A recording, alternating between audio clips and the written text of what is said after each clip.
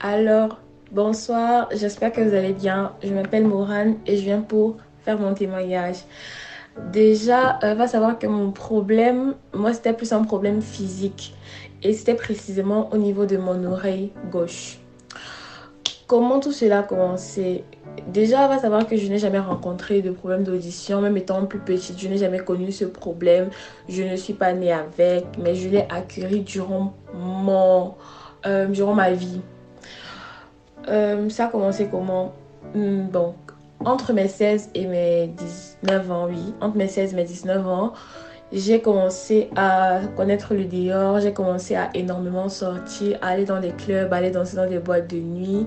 Et vu que j'y allais constamment, j'étais beaucoup soumise à des hautes, hautes- comment dirais-je ça, à des sons assez forts. Bon, parce qu'on sait tous qu'en boîte de nuit, on met la musique à 100 000.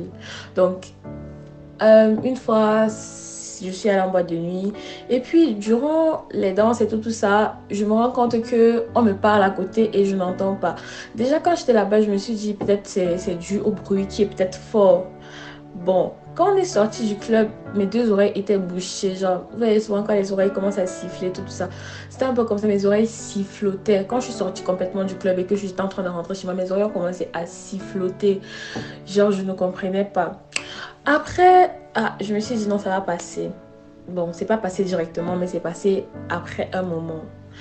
Après, vu que j'allais continuellement en boîte de nuit, j'allais continuellement dans des clubs et tout, j'étais toujours soumise à de sons forts.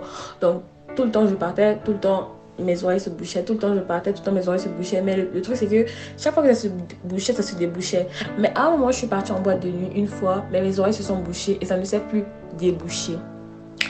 Je suis partie voir un ORL. Il m'a dit non, si c'est que ça a l'habitude de se déboucher, ça veut dire que ça va se déboucher. Il m'a donné 2-3 comprimés et c'est ça que je prenais entre temps.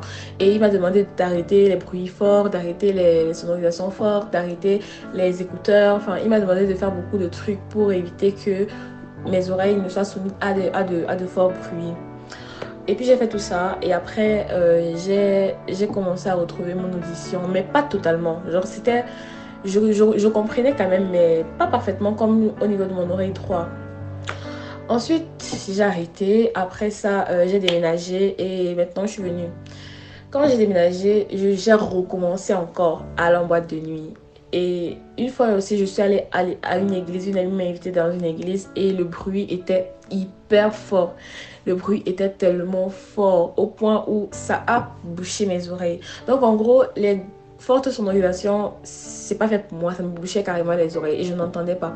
Et puis une fois, je suis allée en janvier dernier. La dernière fois que je suis allée en boîte de nuit, c'était en janvier dernier.